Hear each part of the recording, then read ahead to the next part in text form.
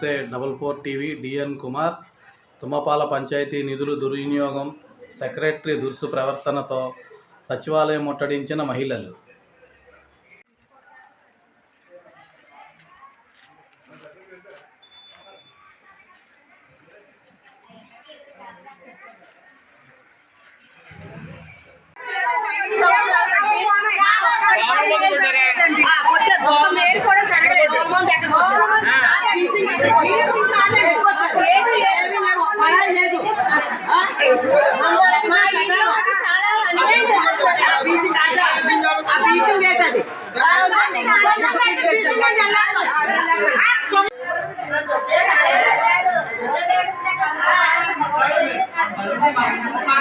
అమ్మా ఏంటి మీకు ఒకసారి ఎలా చూడండి అందరూ.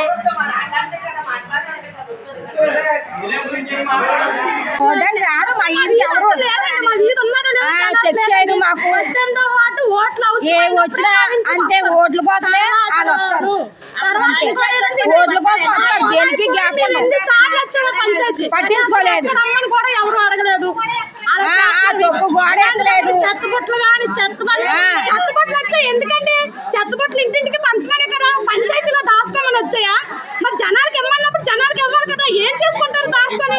ఇలాంటివన్నీ కూడా ఈ మీడియాలో మేము ఎందుకు మాట్లాడుతున్నాం? దీనివల్ల మమ్మల్ని ఏదైనా మంచి చేస్తారని మిమ్మల్ని అందరినీ కోరుకుంటున్నాం. ఈరోజు నా పేరు తెలుసు కదా అందరికీ, తట్టకంటి అన్నాడు. తుంపల గ్రామ సర్పంచ్ని. ఎంపీటీసీ అజ్దాల్ కన్నారాయ్ గారు, మన సునీల్ గారు కూటమి నాయకులు.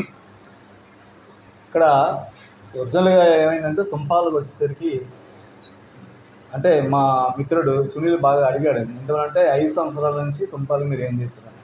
ఎక్స్ప్రెస్లో అందులో భాగంగానే కొత్తపేట దగ్గర మీరు ఏం చేస్తారని చెప్పేసి మిత్రుడు అడిగాడు కాబట్టి మరి చెప్పక తప్పదు. ఎందువల్లంటే మేము 2021లో మేము పాలకవర్గం ఎలక్ట్ అయింది. పాలకవర్గం వచ్చేసరికి 2 శ్మశానాలు పెద్ద శ్మశానాలు ఉన్నాయి. తుంపాలీదిలో శ్మశానం అవుతుంది. ఆ శ్మశానం వెళ్ళేటప్పుడు ఈ చెత్త అంతా తీసుకెళ్ళి ఆ డెడ్ బాడీ వెళ్ళేటప్పుడు అక్కడ మాంసం, ఈ కోళ్ళు కోసిన చెత్త కానీ మాంసం వేస్టేజ్ కూడా అంతా కూడా అక్కడ వేయడం. ఆ తర్వాత అక్కడ ఆకతాయిలు కూడా నైట్ టైం చాలా ఇబ్బంది పడి తాగుబోతు కార్యక్రమం చేసేవారు ఆకతాయిలు. అదంతా కూడా మేము ఏం చేసామంటే తుంపాలీది శ్మశానాన్ని రూపురేఖ మార్చాం.